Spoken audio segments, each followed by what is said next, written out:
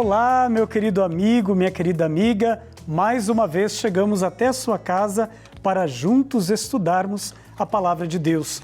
Para nós cristãos é indispensável o estudo da Palavra do Senhor. Cada vez que nós estudamos esta palavra, nós conhecemos um pouco mais sobre a nossa fé, porque toda a nossa fé ela deve ser alicerçada na Palavra do Senhor, sobretudo no cuidado com a interpretação desta palavra. São muitos os modos que nós podemos interpretar a palavra de Deus, mas a igreja nos ensina um caminho. Nós temos que olhar a palavra mesma, alimentados pela tradição da igreja, por aquilo que falou os padres da igreja, aqueles que por primeiro buscaram lançar os alicerces da nossa fé, e depois também o magistério. O magistério que de tempo em tempo vai nos indicando, vai nos mostrando quais são os elementos que devemos seguir para melhor entender a palavra do Senhor.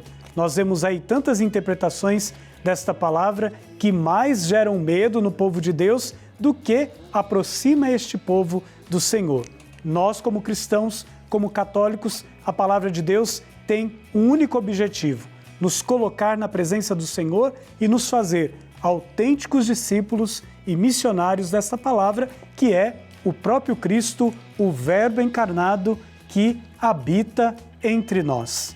Mas, para escutarmos esta palavra, não podemos nos colocar diante dela de qualquer maneira. E hoje, de um modo especial, quando vamos estudar a figura do profeta Elias, temos que ter o nosso coração muito aberto para este profeta que nos ensina a buscar Deus, a encontrar o nosso espaço para nos colocarmos na presença do Senhor. Por isso, antes de escutarmos esta palavra, antes de tocá-la e deixar-se tocar por ela, nos colocamos em oração. Ó Deus, fonte de toda luz, suplico-vos que iluminai meu entendimento.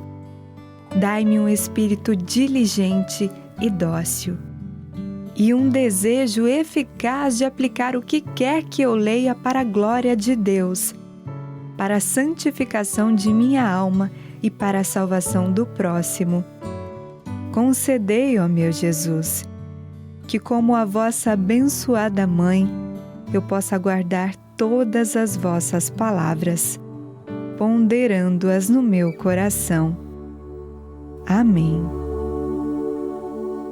E convido você e a sua família neste momento a tomar em suas mãos a palavra do Senhor. E mais uma vez queremos caminhar no nosso estudo da palavra, mas primeiramente queremos nos deixar tocar por ela. Por isso hoje nós abrimos esta palavra no livro de 1 Reis 17, do versículo 1 a 16. Escutemos o que o Senhor tem a nos dizer no dia de hoje. Elias, o tésbita, um dos habitantes de Galaad, disse a Acabe: pela vida de Javé, Deus de Israel, a quem sirvo, não haverá nestes anos nem orvalho e nem chuva, a não ser quando eu o ordenar. A palavra de Javé foi-lhe dirigida nestes termos: vai-te daqui, retira-te para o oriente e esconde-te na torrente de Carite, que está a leste do Jordão. Beberás da torrente, e os corvos, por ordem minha, te levarão alimento. Elias partiu e fez como Javé ordenara, indo morar na torrente de Carite, a leste do Jordão. Os corvos lhe traziam pão e carne de manhã, pão e carne de tarde, e ele bebia da torrente. Depois de certo tempo, a torrente secou, porque não chovia no país. Então lhe veio a palavra de Javé, dizendo: levanta-te e vai a Sarepta, que pertence a Sidônia, e lá habitarás. Ordenei lá a uma viúva que te deu sustento. Ele levantou e foi para Sarepta. Ao chegar à porta da cidade, estava lá uma viúva apanhando lenha. Chamou-a e disse: por favor, traze-me num vaso um pouco de água para eu beber. Quando ela já estava indo para buscar água, ele gritou-lhe: Traze-me também um pedaço de pão em tua mão.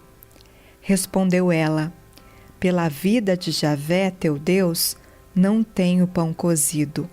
Tenho apenas um punhado de farinha numa vasilha e um pouco de azeite num jarro. Estou ajuntando uns gravetos e vou preparar esse resto para mim e meu filho. Nós o comeremos e depois esperaremos a morte. Elias respondeu-lhe: Não temas, vai e faze como dissestes, mas primeiro prepara-me com o que tens um pãozinho e traze-o para mim. Depois o preparás para ti e para teu filho. Pois assim fala Javé, Deus de Israel: a vasilha de farinha não ficará vazia, e o jarro de azeite não acabará, até o dia em que Javé enviar a chuva sobre a face da terra. Ela foi e fez como Elias dissera. E comeram ele e sua casa durante muito tempo.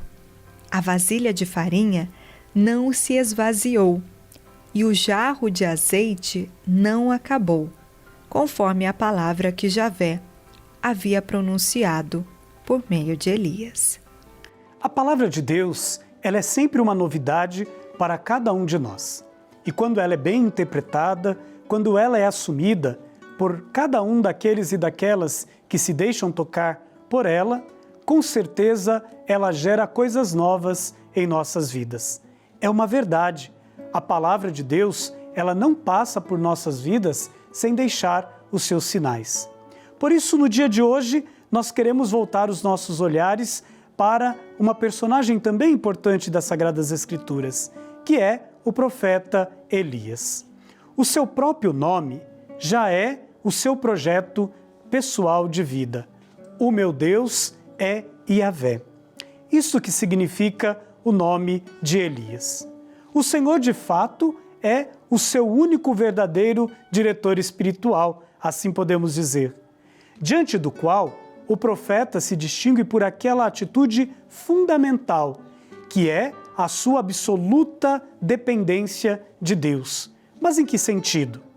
No sentido profundo de uma escolha pessoal, de uma criatura livre, que com docilidade, sempre renovada, aceita como única norma de vida a conformidade à vontade divina. Este é o grande ensinamento que Elias traz para cada um de nós. Sobre esta base bem sólida se constrói todo o edifício da sua vida espiritual. Nós sabemos o quanto é importante termos uma vida espiritual que seja capaz de ser expressão de Deus. Porque Deus nos ensina o quê? O desprendimento.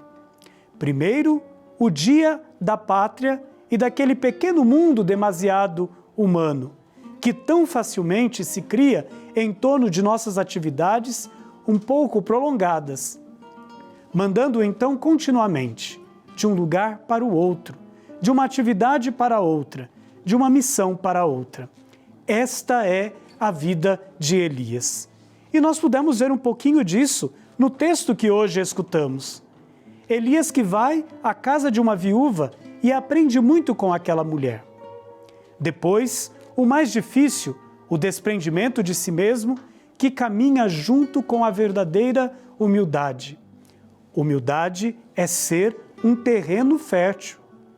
E Deus purifica então Elias dos seus ranços, de um temperamento muito impetuoso, na dolorosa experiência da própria insuficiência.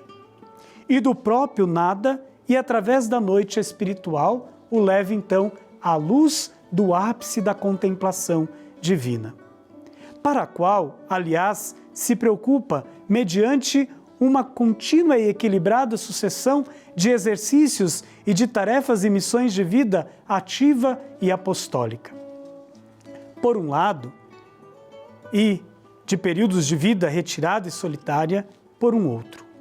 Essa contínua docilidade diante do invisível obriga então o profeta, que Javé é aquele que salva, que é o seu projeto de vida, a continuar crescendo no exercício de fé heróica e de esperança imperturbável. E o torna então cada vez mais forte em um amor não só afetivo, mas sobretudo um amor efetivo. E enfim, Deus, querendo o profeta livre de todo vínculo de amor conjugal e paternidade física, tão desejada no tempo do Antigo Testamento, vai torná-lo pai espiritual de almas então desejosas de um encontro com o Senhor. Ah, queridos irmãos e irmãs, aqui esta palavrinha, encontro com o Senhor. Este é o grande convite que o profeta Elias faz para cada um de nós. Que a vida do profeta Elias, então, nos ensine a buscar a Deus. Este deve ser o nosso grande desejo, buscar a Deus. Nos colocando, então, na sua presença de um modo muito humilde. A palavra humildade vem da palavra humus, que significa aquilo que fertiliza a terra. Quando somos humildes, significa que estamos sendo um terreno fértil, um terreno onde o Senhor deposita a sua palavra e esta palavra não se transforma em algo estéril, mas ela dá os seus frutos. Por isso, nos coloquemos a serviço do anúncio da palavra de Deus. É assim que nos fazemos semeadores desta palavra. Outros lançaram esta semente em nossos corações. Por isso, hoje, podemos estar aqui para meditar e estudar esta palavra, para acolhê-la em nossos corações e fazer com que ela chegue também a inúmeros outros corações. Mas para isto, é preciso ter uma fé desprendida, como teve o profeta Elias. É preciso encontrar o nosso lugar de oração. A oração, que é o caminho que o Senhor se utiliza para ir nos purificando, para ir nos moldando, assim como o oleiro molda o barro que é colocado em suas mãos. Elias deixou-se moldar pelo Senhor. E este mesmo convite ele faz também a cada um de nós como um pai espiritual. Nos deixemos moldar pela vontade do Senhor. E no cumprimento desta vontade, que façamos acontecer em nosso meio o reino de Deus. Reino que nos chama a ser irmãos uns dos outros e na fraternidade construirmos um tempo diferente do tempo presente que estamos vivendo. Que esta palavra transforme sempre as nossas vidas, a vida da sua família. E nós queremos continuar rezando aqui no nosso programa, aprendendo ainda mais da palavra do Senhor. E nós, então, agora convidamos a irmã Custódia, que através do quadro O Salmo, Emoção Orante, nos ajuda a rezar e a contemplar o Salmo 45.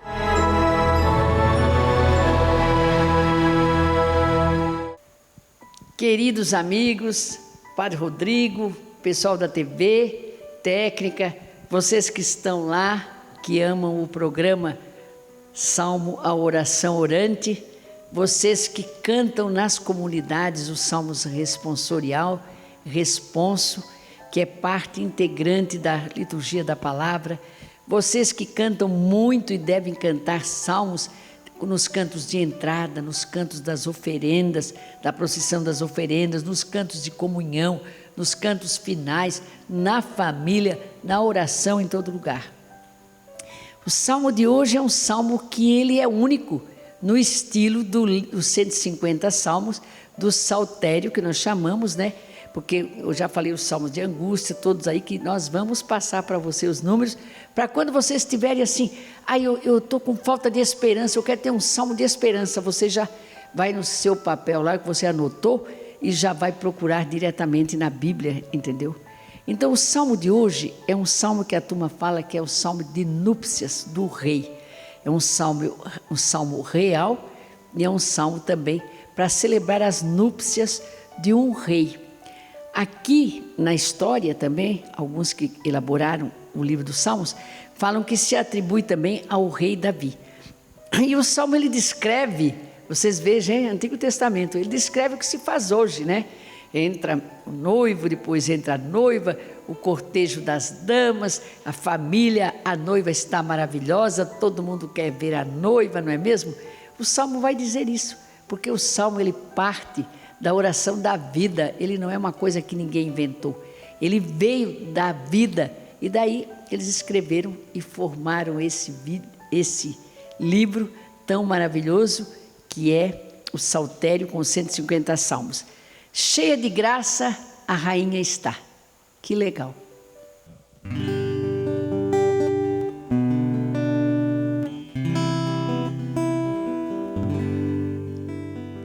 Cheia de graça a rainha está, à vossa direita, ó Senhor. Cheia de graça a rainha está, à vossa direita, ó Senhor. À vossa direita se encontra a rainha, com veste esplendente de ouro de Ofir. as filhas de reis vêm ao vosso encontro, com veste esplendente de ouro de Ofir. Cheia de graça a rainha está, à vossa direita, ó Senhor. escutai, minha filha, olhai, ouvi isto. Esquecei vosso povo e a casa paterna, Que o rei se encante com vossa beleza. prestai-lhe homenagem é vosso Senhor. Cheia de graça a rainha está, à vossa direita, ó Senhor.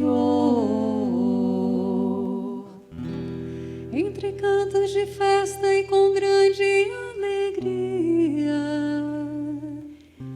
Ingressam então no palácio real. cheia de graça a rainha está,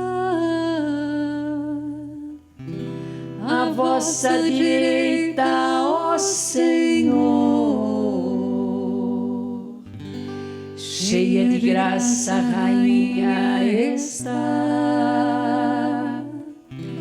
à vossa direita, ó Senhor.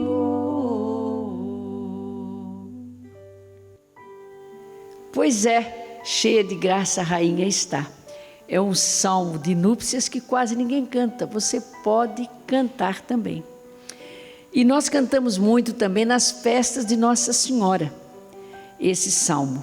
E também vocês, falando já que falamos em salmos e para as núpcias, nós temos também na liturgia e missas próprias para os casamentos, onde o salmo, por exemplo, aquele apareceram flores no jardim, é hora de cantarmos as canções, entendeu? Os pássaros gorjeiam nas ramadas. Porque eu tenho um livro que eu vou depois passar para você, depois dos salmos, é o Cântico dos Cânticos, é o livro do amor. É o livro do amor que é livre. Quando eu falo livre, quer dizer, tem possibilidade de escolha, não tem opressão. Então esse livro, ele conta do amor no palácio, que era obrigado, e conta do amor rural, que era mais livre. Então, cheia de graça a rainha está. Vamos preparar também as núpcias, os nossos casamentos, com salmos e textos bíblicos. A Rosilene, até no convite de casamento dela, ela pôs um trecho do Cântico dos Cânticos e um salmo. Queridos, os salmos são orações. orações que partem de dentro da emoção, do carinho, da força da pessoa humana, que se torna divina.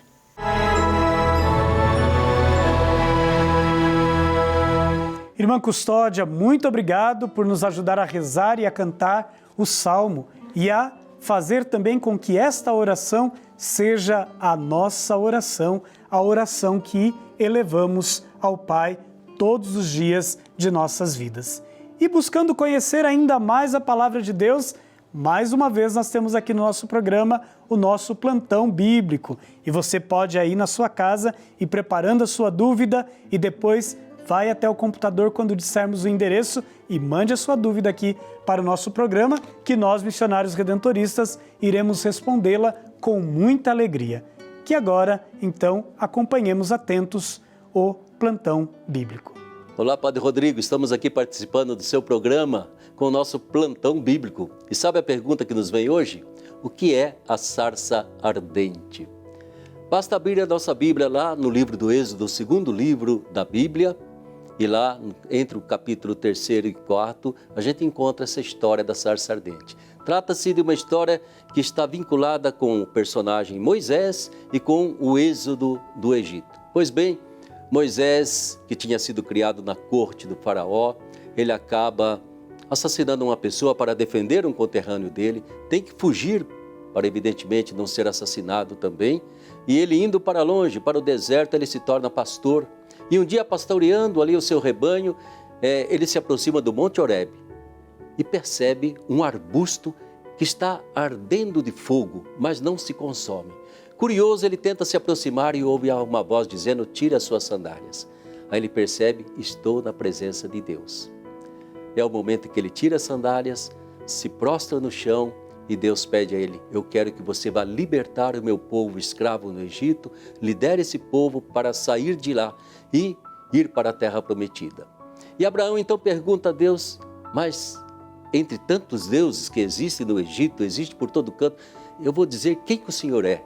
E Deus fala para ele: eu sou Javé, eu sou aquele que é, aquele que existe desde todo sempre. Recebe essa missão Abraão e essa sarça ardente se torna assim um símbolo, um sinal da presença de Deus. A gente pode dizer que é um fogo que não se consome, porque ao mesmo tempo indica a transcendência infinita de Deus, mas eu creio que também podemos dizer simboliza esse fogo ardente, o amor que brota do coração de Deus e que quer resgatar, libertar o povo da escravidão. Sarça ardente deve ser sempre um momento em que a gente, como Moisés, se coloca e adora o Deus que arde de amor por todos nós. Tá bom? Fique com Deus. Para nós, missionários redentoristas, é sempre uma alegria responder às suas questões aqui no nosso programa.